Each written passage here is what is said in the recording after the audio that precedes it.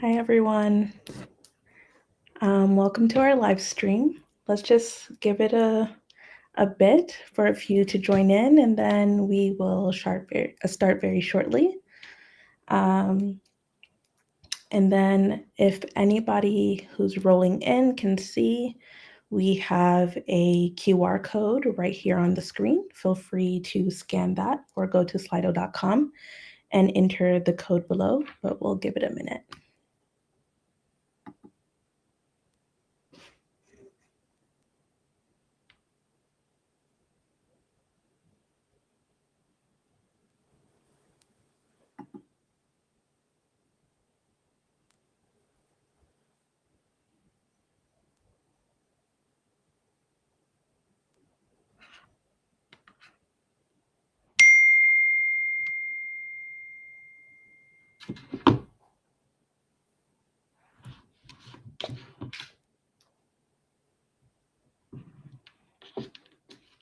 To everyone rolling in, welcome. Welcome to Product People's Product Community.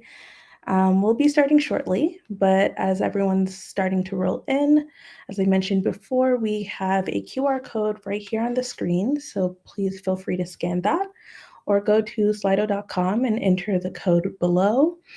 And then we will be taking questions from here throughout the session and also at the end of the session here.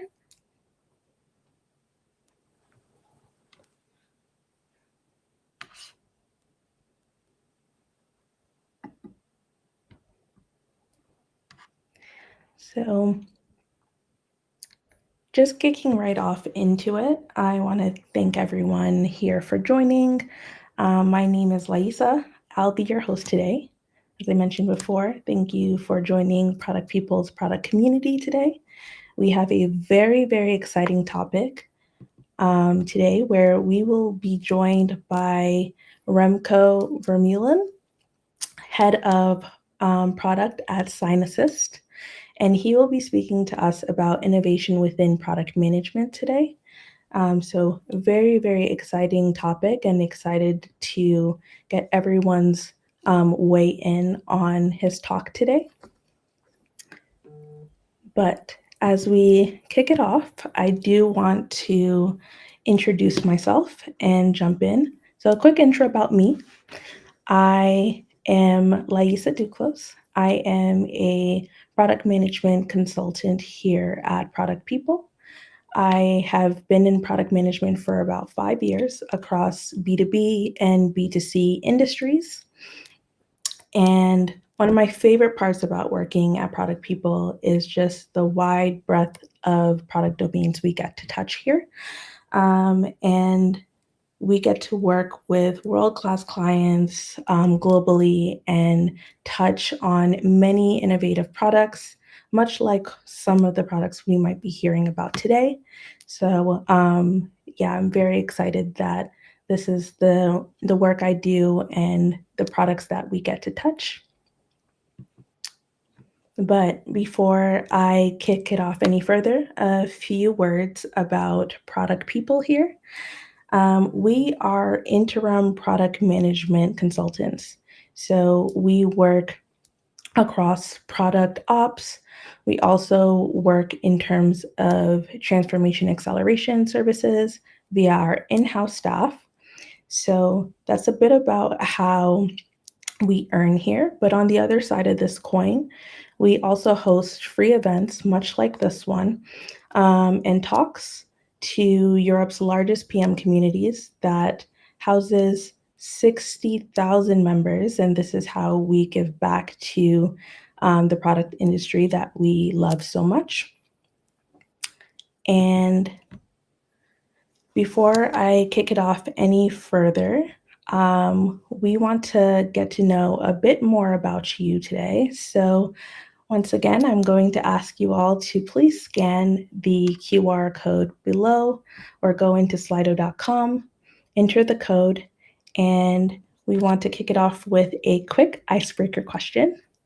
Today's icebreaker question is, in your experience, what is the single biggest internal barrier that prevents product teams from being able to move beyond the roadmap and explore truly innovative ideas?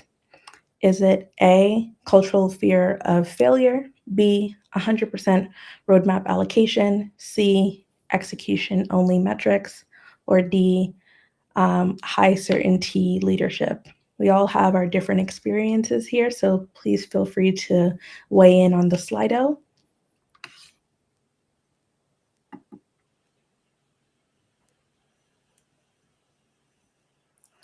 And then I'll give it a minute here.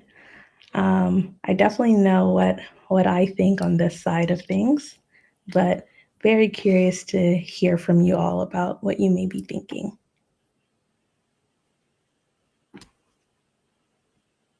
Once again, to answer, please open the Slido, enter the code you see below on the screen, and if you're watching on any other platforms, feel free to jot down your answer in the comments. We'll give everyone a bit of time.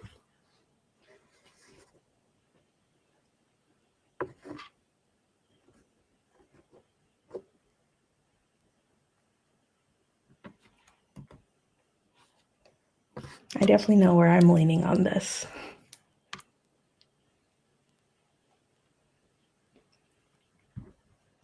Okay, results are in here.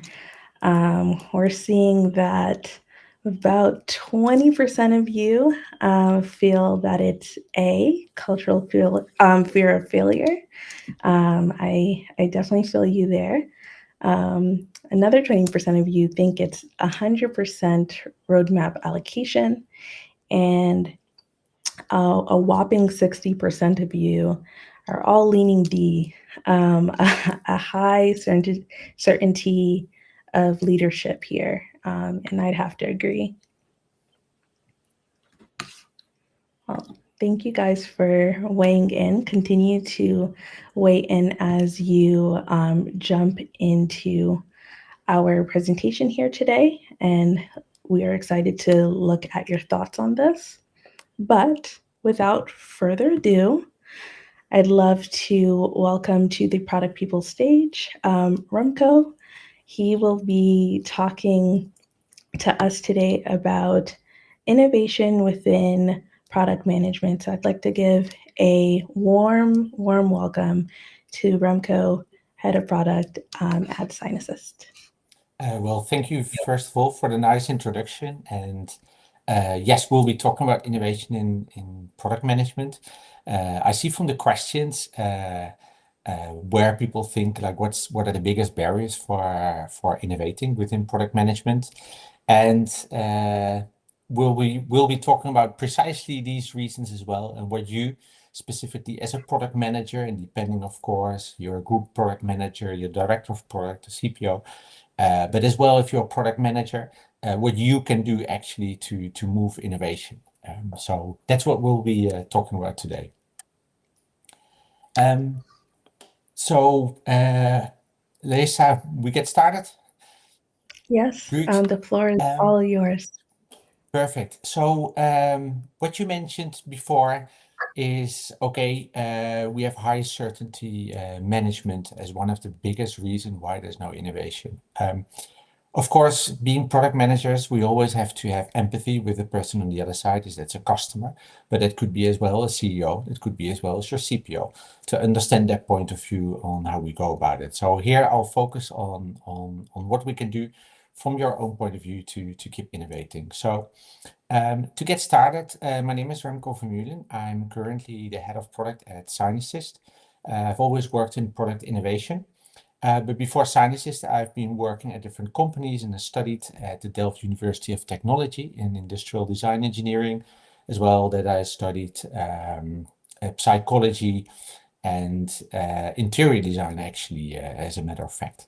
And before SignAssist, which is a SaaS real estate or PropTech company, I've been working at Telefonica Alpha, Koa Health, which is a mental health startup, as well as for Warner Brothers and the Financial Times and Telefonica and O2, as well as other companies like Reliance India and Minala, that's field design strategy. And as innovation, you don't do it in an island. You normally collaborate a lot. So I had the opportunity to do that with really great partners. For example, Harvard Medical School and the Royal College of Art. So let's focus actually or take one step back is like, why do we innovate? Because when we talk about like, okay, like we have to innovate, we always take it as a given that we need to innovate because, well, innovation is good. But if we take one step back, why we actually innovate, we see there's actually two very simple reasons why we do that. One of them is to create customer value, so people buy your products, and the other one is to create business value. So, for example, you make things cheaper, you make processes faster, or you enable the company to do more or better. So these two ones. And we'll get started a little bit like on the left one, so create customer value, and why we actually need to innovate. Because we innovate at the start of creating a product or a service, and then we launch it to market. And then the product, as you can see on the left, goes through different stages. So you have the market development when we launch a product or launch a feature. And then we go through growth stage, a maturity stage, and a decline phase. And the decline phase is why we actually need to innovate, because after a while, the revenue of a product actually will go down. And then we need to make up for that. And we can do that by extending the product, or we can launch a completely new product, or we can add a new product portfolio, or maybe actually we can create like a completely new market. So on the right, you see an example of a product that most probably in your day-to-day as a product manager, you won't use very much, but is nylon, or what you won't manage very often. So what you can see here, you have an original use. And then before it goes into decline, so at the maturity stage, they actually looked at like, okay, can we use it for other purposes? Can we extend our market? Can we improve the product? And that's something how you can avoid that you get into decline state. And that's actually why we are innovating, to keep on growing the revenue of a company or of a product. But then the question is like, why actually does it decline? And to understand that, we can look at like 4 different areas. And of course, there's more, but just to simplify it, I'll focus on these 4 ones. So it could be that there's changing customer needs. So the products that you used 10 years ago most probably are not the ones that you use now. And the products that you use in 10 years most probably are not the ones that you're currently using. And that is because you change, but it's as well because there have been technology shifts. So, for example, how you've been using AI 5 years ago might be completely different how you use it in your day-to-day now. And because of that, and as a reason, another reason why we innovate often is because the competitor does something. So you need to be able to compete with your product or your service, and therefore you want to compete with the competitors. And sometimes why there's innovation as well is because there's a new regulation. So it's not that we can innovate, it's we need to innovate, because otherwise it would be illegal. And it could be, for example, GDPR rules, or that could be privacy rules. So there's a lot of different regulations, and depending on the industry you are in, that means as well that you need to change or innovate in your product to keep up with that. But when we look at when you think of innovation, quite often we're not looking at the ones on the left and the right. Quite often we're looking at the ones at the bottom. But if we see these reasons why we innovate, we shouldn't forget, of course, that the objective to innovate is that we create customer value. So we create something, a product or a service that someone wants to buy. And the other hand is we need to generate value for the company we work for or work with. But if we talk about innovation, quite often we look at the ones at the bottom, so the technology shifts or what the competitors are actually doing. And that is only part of the role, and that's quite often why innovation goes wrong. And this quote is from a study from MIT Nanda, where in this case, using generative AI, they said that 95% of generative AI pilots at companies are failing. And the reason often is, well, we do something with AI. So we look at the technology we said before, but we didn't really check out what's the value for the customer there. So this is just a tip of the iceberg, and I'll go a little bit more in detail. And I'm going to show you some examples as well, where we come across with different technologies, we will come across with the same case. So, for example, this is a great toaster where you can connect to Wi-Fi, because there is Wi-Fi, so why not connect a toaster to that? Touchscreens were becoming available, so of course you need to put a touchscreen on it. But then it's not solving that much of an issue for end users, because most of the time when you're toasting your bread, it's only like a minute and you're in the kitchen anyway. So it's not that you're going to run 10 kilometers away and then need to have a message that your toast is ready. So again, here it's like, okay, where really is the customer value? And did we start with the customer value, or we start like trying to get some technology to work with a really weak user benefit? And another one which I personally like very much is this one. So you see the gentleman looking at the fridge, what the weather is going to be. I don't know you, but I never did it. Normally you do it on your phone, or you look outside and you know more or less what the weather will be. No, but this gentleman bought a really expensive fridge with a massive screen on it where you can check what the weather is. So again, the technology is there. It's just like, what's the benefit of the user, and did you actually test it out with users to find out if this is something that they want? And of course, smart fridges in the last 2 years became AI fridges, obviously. And for example, Samsung here, they relaunched their whole line of washing machine, dishwashers, and fridges, and they put AI in front of it. Although the functionality didn't really change, but they put AI in front of it. And again, a huge screen, which is actually a reproduction of any tablet you might have. The question again, do you really want to turn your fridge into a computer? When another technology comes along, for example, crypto came along, and this came across as well, which I like an example, is the banana coin, which was a coin that was backed up by 1 kilo of bananas. It's possible. The question is, should you? The banana coin with the selling price actually dropped down dramatically already after 1 day and is now worth nearly nothing anymore. And I guess that the 1 kilo of banana from 3 years ago is most probably not that nice anymore. Another example, we forget the errors of the past, but here, for example, you remember Facebook turning into Meta on the promise that we're all going to be working in the metaverse. Again, here, from a technology point of view, it is possible, but I don't know if you've ever had a VR headset on for more than like 1-2 hours. It gets really painful. It gets really annoying. So again, here, the technology is possible. But the thing is, we didn't really test out, and there was not that much user benefit for it. And I think that they spent more or less 50 billion on metaverse, and I haven't heard very much lately of how that really is going. And as far as I'm aware, that has been written off in the books as a loss. So again, 50 billion for something that you could test it out way cheaper to find out if there's a user benefit for that. And the last example I'll be giving here is the AI toothbrush with 3D teeth tracking. So of course, a lot of buzzwords in there. The question here is again, okay, you can do a 3D visualization of your teeth. The question is like, and then what? What's the user benefit here? What are we providing to customers about? And of course, we put AI in front of it, although in the description of the product, it's not really clear what the AI exists of and if there really is anything in it, or has just been a hollow terminology added to it. So again, we focus on the technology shifts, or we might be focusing on the competition, but what's actually the value of the customer? So previous examples have been examples of new products, product extensions. But if we take one step back, of course, we can innovate in like from very advanced like sci-fi inventions to the smaller ones. So I want to introduce a very simple model. It's the 3 horizons model from McKinsey, and they use it to categorize the different types of innovation you might have. So Horizon 1 is the more incremental part. So that's product features that you launch to products, you make your product better. And I guess most of us, that's what we most work on most of the time.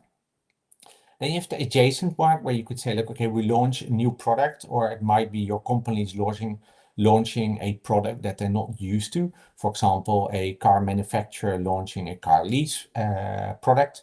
That's something that's adjacent. So some people of us might be working on that, but it's already smaller percentage. And quite often they use the percentage of what a good percentage is to work in is like Horizon 1 is 70%, Horizon 2 is 20%, and Horizon 3 is 10%. So Horizon 3 is when it's really transformational, and where you start to look at rather far out ideas that are maybe not possible yet, or there's really some initial proof that it will be possible, but it will take a few years before you get there. And the questions you ask are different. So for Horizon 1 and 2, you will ask a question like, how can I? So how can I improve my onboarding flow? How can I make sure that if people stop buying the product or drop off, that we can get them back? Or how can I make some feature way better? So that's a how can I question. But in Horizon 3, you need to go to what if question. So what if something is possible? And that really helps you to avoid that you just do any kind of technology slapped onto a product and then there's no one really thought like, okay, what does that really mean? So here we're looking at the Horizon 3 innovation. And so that's the introduction for the different ways of how we can innovate. But going back to the initial icebreaker question is like reasons not to innovate. I do see it really resonates, the feedback I've gotten about why we don't innovate, to there's no time, or we did it but then all got shut down, or no customer was really interested, or I didn't get approval, sales is not interested. It turned into a Frankenstein product because everyone had their opinion about it, or the CEA come up with a vague description of, let's say, we need an AI fridge, and then no one knows really what that means, or we didn't have a budget, or sometimes, and very less you see that as well, we didn't have the right people or the innovation team. And then on there as well, like the management wanted to play it really, really, really safe. And then in the middle, we have a one which is a bit, if you have been innovating, has been successful, and you have, for example, a new product or a new company, and you have a spin-off, so that's quite often in Horizon 2 and 3, then often people think like, okay, but then I'm going to be in a different company, so you need to get some reward. So people are like, okay, I moved to this spin-off or to this initiative and then stopped, and I'm sitting on the bench. So in the end, it wasn't really worth it for me personally, maybe for the company, not for me, because I took the risk and now I'm worse off than I was before. So that's, of course, is more looking at like how people's career goes. So before and looking at the questions as well, all of it looks a bit like, okay, we need to look at the right, like we need to look at what does the company do to promote innovation. What I would like to do, because I've been on both sides of like, okay, we have to innovate, but as well, like people come up with ideas for innovation, they have to say yes or no. We need to evaluate. So what I will be focusing on as well is what is it what you can do as a product manager to innovate. And there we're going to focus on not that you don't need to be a group product manager or director of product to start innovating, and you have quite some possibilities to innovate as a product manager. And I'm starting with the most common product life cycle, which is like this. Okay, you write your user stories, you design the product, then you start building it, and then you get customer feedback. And with that customer feedback, you go back to the design, you build again, and you get customer feedback. So to get an idea in front of someone's customer's face and get their real input, it takes 1 to 2 months quite often. And of course, that depends on your product life cycle. It can be a bit faster, but this is what I heard is quite normal to go through the whole flow. Well, another flow, and especially in the past 2 years, it's become way easier to do that, is that you focus on a faster product life cycle, where instead of going through the user story, the design and the build, you go through user story and you prototype as fast as possible. And with prototype, I'm not meaning that a functional prototype that does everything, but it could be, depending, of course, on what it is. It can be like just a one-page, like a one-page landing page. And the prototype can be a video as well. And then you get customer feedback. And only when that works, or it's like, okay, there's a market, people seem to be interested, then you can actually start building the product. So which means that instead of from 1 to 2 months of getting feedback from a customer, you can actually move to 1 to 2 weeks to get feedback. And that brings with itself that, of course, it's cheaper. Quite often you don't need to ask for approval, and it fits into your normal roadmap. Because your roadmap, you can have different types of roadmap. I like the now, next, later model. People use sprints. You can have sprints with different swim lanes, of course. But there's no reason why you couldn't get like a little bit of time, or like one of these items in your roadmap could be a what if question, or how can we question. So you just need to get it prioritized, and of course you need to get agreement on that, but it fits in your normal roadmap. You don't need to have like a separate innovation department or an innovation funnel to make this work. So in my experience, I've been working at Telefonica Alpha, and what we did there was like a bit of a moonshot factory, they called it, and we needed to focus there on big issues with a big social impact and with a big tech breakthrough, and they invested in that one. And at that moment, we had the possibility to a collaboration with the Royal College of Art in London, with a center we called Exploratory, where we were looking at Horizon 3 innovations. So the what if question. So I'll just run you through some examples that we did there. So one of them is like, what if we live longer? So the technology to live longer, and medicine is becoming better. So imagine that you can live 120 years. Of course, that brought with it some questions where you would say, like, okay, what if you can live 120 years? Can you just work first and then retire and then have kids? So how can you do that at that moment? So of course, these are kind of weird ideas, but what we did is we created landing pages, we created videos, people could leave their email address, and we got real feedback. And that was the important part, to understand what people would really do, not just like some sci-fi movie, well, that's really cool, but like, would you really use it, and what real question would come up with real people? Another one we looked at is a controversial topic, was about religion.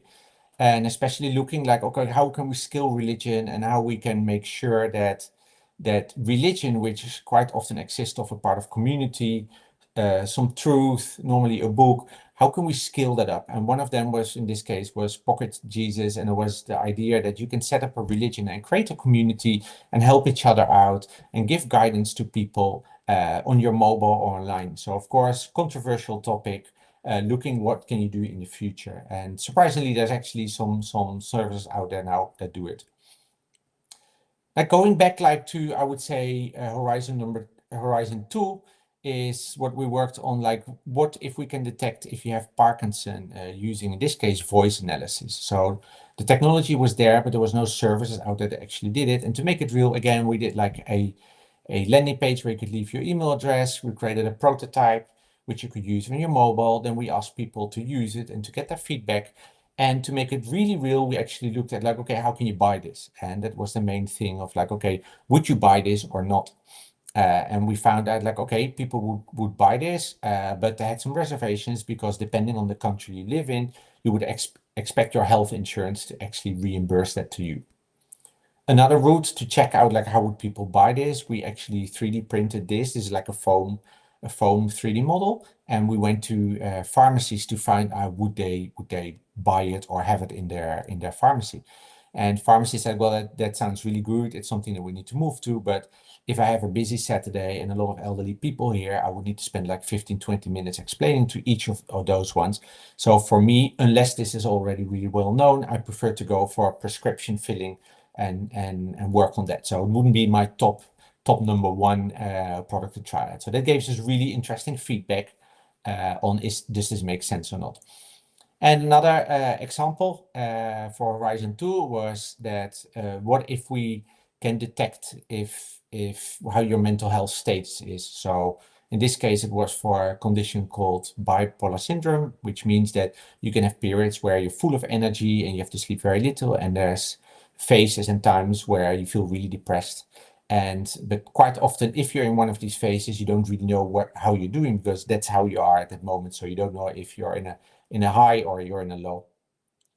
So what we did is like, okay, if this is possible, how should that look? And again, here a landing page, a little prototype of how this would work, and that's how we tested this out. Now, if we're closer to home and we tested this out with clinicians as well to see like, okay, would they really use this? And that's how we improved it, and what they would do, what would they do with that information? How could this product work? So closer to Horizon 1, so with an existing product, this is what at SignAssist, which is a SaaS product to help real estate investors to make the investment and the managing of properties and the renting of properties easier. and a lot of paperwork is involved. And it can be rental contracts, it can be pay slips to show that you earn enough to rent a place. It can be your identification. It can be the energy label for a certain apartment, all to find out like, okay, I need to rent it out to one person. Is that the right person? As well, is the property up to, does it have everything in up to date and according to the law? So a lot of compliance issues. So what we did, of course, one object can have like 40 or 50 different documents. If you have 100 apartments, like a real estate investor, that's so much paperwork that you need to look at, or so much documents that you need to review, that there's a way to improve it. So what we did here is that you can upload hundreds or thousands of documents at the same time, and we just start analyzing all of those, and then you can say like, okay, this is right or this is wrong. So again, here we created a simple prototype, got feedback from customers before we started the development of the product itself. And therefore, again, having quicker feedback, meaning that we could innovate quicker, and therefore we didn't needed to ask approval to innovate. It was part of the normal product lifecycle. So what I show you here is like, okay, what can I do as a product manager myself? And I want to focus on that one. So normally you create like a user story to start off with one of the items in your roadmap. So what I personally, which will share how I normally do that in organizations, is that you need to change a bit like how you structure your user story. So what I normally do is I start with a challenge. So instead of this is solution X, Y, Z, and it does this, I start with a challenge. So how can I, or what if? The second part, which is very important, is the outcome. So I normally describe here, what does good look like? How are we going to measure if this is successful or not? Imagine that you are, or an example I had in the past, working at Koa Health, is that I had a team and they were focusing on the onboarding. So they focused on step 2 and 3 of the onboarding. A lot of people dropped off. And what does good look like in this case is what if what good looks like was like we increased the conversion rate by 30%, which was really nice. And actually we achieved that more than 30%. So here we need to make it measurable. And it's very important that you agree that upfront. So imagine what I said is that the CEO would come to you and he would come up with an idea and he would say, well, we need to do something with AI. This helped me very much to upfront say like, okay, this is what good looks like, because when you launch the product, then everyone's opinion will come in. And then it becomes a discussion of opinions. And then quite often the person highest in the organization will win normally with discussion. So to avoid that and keep it very transparent, you define upfront, what does good look like? How are we going to measure that? We all agree with it. And then when the time comes to evaluate how it went, then it's very clear, did it go well or it didn't go well? The third part, and that's very much related to the cost, is that you time box it. And it's related to things. One of them is to cost, like you don't want to spend month and month on exploring and doing discovery. You want to keep it simple. And second, it helps very much in my experience with especially development team, which might not be very open to exploration. And quite often they would say, well, that means I can't do this in 1 week. I can't create a project in 1 week because it won't be good and it will fail. And what I normally say is, well, do the best you can within this time frame, and it can be days to a week. We don't know if it won't be perfect, but that's okay. So we do the best we can, and it helps a lot that people, instead of covering their backs, like, okay, but if it won't work, what will happen? It's like, that doesn't matter. It's about you do the best you can. And in my experience, that takes time away from estimations all the way to actually putting that work into exploring and the creative work of trying to solve issues.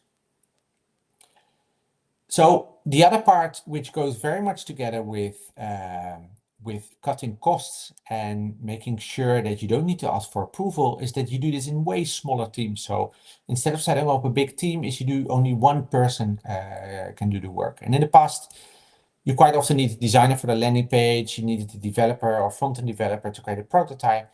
But of course, there's way more tools out there since the past 2 years, which makes it possible that you can create a landing page yourself, or one person who is not a designer or not a developer, or can create like a very simple prototype early on yourself. So the teams can get smaller, and it helps as well that things will go faster.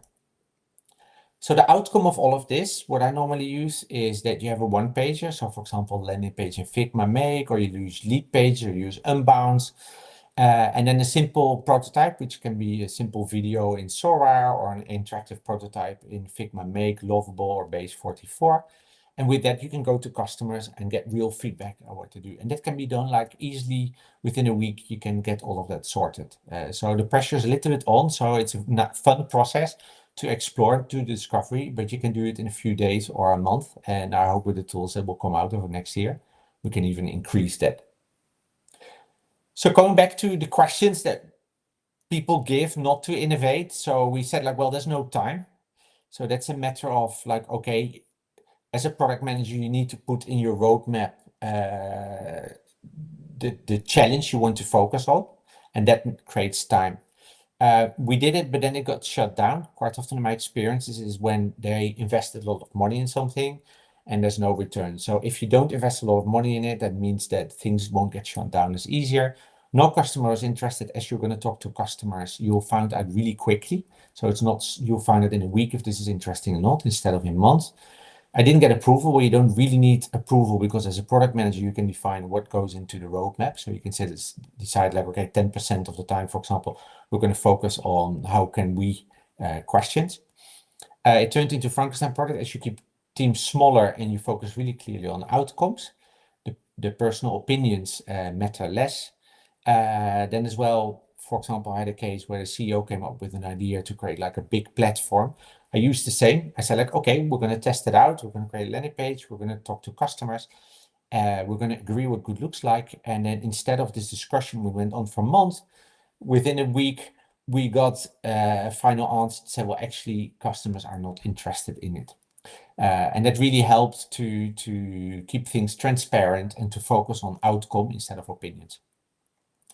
And the last one is we don't have the right people or an innovation team. As there's so many tools available to prototype, you don't really need an innovation team or a different type of people. Everyone can actually work on innovating. So there's no excuse not to innovate, really. Then there's three which I left, which I'll look at now. Is the sales is not interested, especially for B2B organizations, or there was no budget. I mentioned we need less budget, but you still need a little bit. And the one in the middle is that, okay, what can an organization do to keep innovation happening? So you as a product manager or a group product manager, you can do a lot to keep on innovating, but to keep it going, you need some help from people outside of your circle. And it might be the CPO, it might be the CEO to actually keep that going. So here, what can the company do? And I'm going to focus on these three. So the no budget sales not interested, or how can we work on that people keep on innovating beyond the first time, is actually three things. So one of them is celebrate and reward risk taking. One of them is work with sales, and the other one is budget. So what needs to be done is that risk taking should be promoted. So again, is our management team, or what in the poll on the icebreaker was there, is that, okay, they're risk averse. And quite often that has a reason. So risk averse doesn't mean that people don't want to take risk. It's just that you don't want to spend 5 million on an idea that there's no signal that that's going to work. But spending 10K, that quite often is not an issue. So you should understand as well, it's not that people don't want to take risk. It's more that they want to have a balance between risk and payoff. Because if you say like, okay, you have 20 ideas and only one of them is going to work, if you only spend 20 million or spend 20,000, that's a completely different game. So, but if you have that right and you convince your team and the company about it, that means you can get that working as well. So, but again, the CEO or CPO, you need to communicate that taking small risk is rewarded, and that can be done with HR. You as a product manager, if you're a line manager, that means as well that you can promote that by, for example, using that in the variable part of someone's salary to say, actually, I really appreciate that you took this risk, or you have been proactive solving issues. Therefore, I reward you a higher bonus. So then people are motivated to keep on innovating. On the other hand, you would like that there's backup from the top, so that they would actually celebrate or put someone on stage, or in the weekly newsletter from the company, show someone that took a risk, and sometimes it pays off and sometimes not, but that they reward that. And on the other hand, so if there's a spin-off, then you need to give risk takers a benefit. In this case, it could be shares or it could be bonus. So not that they're afraid, okay, this is going to be spin-off, so therefore I'm going to be stuck outside of the company, but actually there's a benefit. So regarding sales, especially for B2B sales, small innovation opportunities might be too small for them. And then you need to go more towards online sales. That's most of the time is possible. And if not, then you need to find that one salesperson that is willing to help you. And there's always someone out willing to help you. But if you can focus on online sales, that's possible as well. And as last, you need some budget, but it can be very small. So for example, a Lovable is 25 euros per or dollars per month. Base 44 are very cheap as well, most probably already Figma. So creating prototypes is really cheap. What you need as well is like a small budget for customer research. And the main reason there is that you don't want to have to ask approval for spending 100 euros or 1,000 euros on a user research, that you need to be able to prototype test as fast as you can. And that's why you need a little bit of budget. But for this kind of budget, it's way easier than having to ask for a 10-person team during 6 months to do that. So just to close this off, I gave you some simple ideas of how you can actually innovate and promote innovation in your organization. And for me, actually now is the right moment. So I believe that there's no better time than now to innovate. Because there's so many tools out there to do user research and to prototype. So I would all motivate you to start innovating now. And thank you very much. You see my email address here. Please feel free to send me an email with any questions that you might have. And I motivate you all to start innovating, because there's a lot that you can do without always the support of the company. And it's easier to first show something and then get the support than the other way around. Thank you very much. Thank you so much, Remko, for such an interesting presentation. That was very insightful, and I definitely learned a lot from this session. I'd also like to thank everyone who joined us in the audience. We are now going to open up our Q&A session. So please feel free to once again scan the QR code below to join in on our Slido and put all of your questions there that you might have for Remko. And you can also leverage our chat to add some questions there as well. So I will give you all just a bit of time as these questions start to roll in. And in the meantime, I'll go over a few use cases in which you would work with product people. So just jumping in here on a few use cases on when you would work with us, for example. We, as I mentioned before, are interim product managers. So we have three main use cases. The first one is interim or fractional product management. So think permanent position covers here or parental leave covers that range from 3 to 12 months, or even important and urgent initiatives such as driving product discovery or delivering or building MVPs, and or delivering some strategy and roadmap work here. Another use case that's pretty popular is program management as well as product operations. If you're looking to upskill your product management team, we are the ones to call. And here we can definitely set up some more personal development plans here for your team and upskill them here. As well as create and streamline some processes and programs that you're trying to build 0 to 1. We also help in transformation acceleration, much like some work that Remko was discussing earlier, where we can shift from a sales-focused team to a more tech-led or product-led focused team. And we also configure product strategy to fit your team structure, and set up your product organization for future success.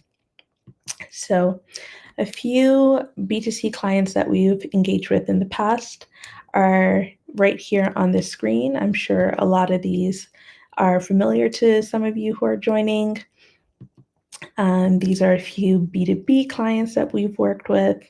As you can see, we've worked with, as I mentioned before, a wide range of companies and industries all over the world, and we're always looking to sharpen our toolkit here. And last but not least, I want to talk about a few stats from product people before kicking it off. We have supported over 690 cross-functional teams and 100 clients from Series A startups to publicly listed companies, wide range there. We also have a strong team of 40 product leaders and product managers that are in-house delivering high quality services to all of our clients that we've mentioned before. And then we also take strong pride in having a very diverse team led by 59% women, with 60% of women in our leadership roles. It's strongly and fiercely led, and we are very proud of the firm that we have. So jumping back into our Q&A, I want to see, there's a few questions here. So the first question I wanted to kick off to you, Remko, is would you consider different approaches for innovation when working on products in B2B, where not the mass decides, but probably a few key customers? Yes. So of course, in B2B, you don't have the way how you measure what success looks like is different. So doing an A/B test in B2B will take, depending on how successful you are, can take very long.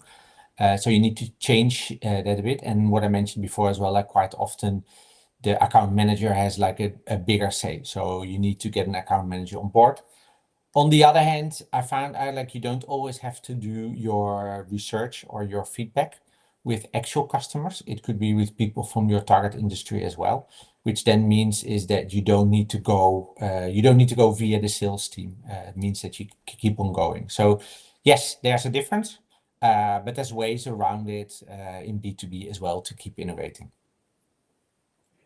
Yeah, that definitely makes sense. And another question to piggyback on that is there any framework to guide our thoughts besides the obvious or the known towards Horizon 3? I assume the viewer here says, I assume this is what happened to Samsung. Yeah, I don't work at Samsung. I don't know what happened, but I can imagine that, the pressure is on. Everyone's talking about AI. And quite often what Yeah. I do see is that like different people in the organization have different knowledge. And quite often it's like, well, we need to do something with, and then you can fill in any buzzword that is now Gen AI, that has been Bitcoin, that has been, it has been all kinds of words need to fill in there. But again, it doesn't start with a customer problem. What I would say is frameworks, no, in the end, our work as product managers is very simple. We create products that people like to use, that they're willing to pay for as well. And that's actually the only thing that matters. So if you start with that, if that's a Horizon 3 problem, so what if problem, or how can we, that's the only framework I use. I wouldn't say we can complicate it very much, but if you start with like, okay, is that a product that people are willing to pay for and willing to use? That's what I would work on. So I wouldn't say upfront, okay, this is a Horizon 1, 2, 3 problem. But of course, you might have questioned Horizon 3 problem. If technically it's not possible, then you need to change the question a bit. But besides that, I normally try to keep the frameworks as simple as possible and not go for too many frameworks. But the same thought you can use for all three, only the questions might change. Yeah. I definitely agree there. And there is one last question. How did you manage the customers who bought your test services? What do you do after they buy? And but there's nothing without like affecting the company's reputation. Let's say if this doesn't necessarily go through or we don't push forth on execution, what do you do there? Yeah, it's a very good question, which I came across. So, well, working at Telefonica is like a big telephone operator, and they have a companies O2 in the UK and in Germany, and they have large organizations in Brazil, and they're very, very well known. So of course, if you put that name out there, before you know it's in the press and it's out there. So what we did there is we worked with a different brand. So in this case, it was Alpha, which we used. So it was kind of separated. What I've seen as well is in other companies that have like a beta tester group. So they call it like labs or they call it something else. And then they launch it like that. And what we said as well for these people that signed up, we didn't say like, oh, buy it now. We said like, well, fill in your email address here. So we know like, okay, it looked like it's real. And the next question is like, well, thanks very much for signing up for this idea. We're still working on it. Would love to get your feedback about this idea. So you make it really transparent. Like this is something that we're not working on yet.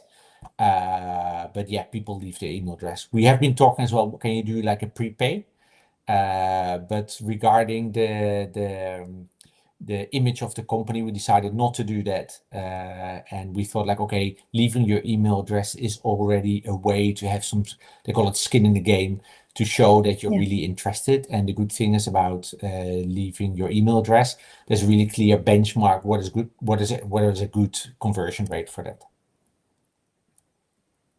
Yeah, that's a really good strategy. One that anyone joining today will happily leverage, I'm sure. I think that wraps up our Q&A, but if there are any other questions, feel free to share them and we'll be happy to pass them on to Remko offline. But I wanted to sincerely thank you so much, Remko, for answering so thoughtfully to all of these questions and also driving a very interesting discussion. I did want to close us off really quickly with a few more announcements on our end. So, from us, two exciting ones here. First, we're hiring. So, if you want to join us and work hands on to help deliver some great work to our clients and discover and deliver great products even faster, please scan the QR code down here. I know I'm throwing a lot of QR codes at you during this presentation, so bear with me, but the next one is an exciting one as well. Please subscribe to our newsletter. This is a place where you can continue to receive very inspiring product stories and insights right to your inbox directly from us and gain some insights of what we learn from missions with our clients. Um, we host events like this every Tuesday at the same time. Coming up next week is Vibe Coding Products with Lovable, hosted by Rebecca, Senior Product Manager at Airlo. This is going to be a very exciting discussion, so we are happy to see you there. So please feel free to join us and get lots of insights, much like the insights you received today. And once again, just want to give a sincere thank you to everyone who joined. Thank you so much, Remko, for your interesting talk today. Thank you to the audience for joining us today. As I mentioned, we live stream at this time every week. So we are looking forward to seeing you next time. And until then, bye bye. And I hope you all have a great evening.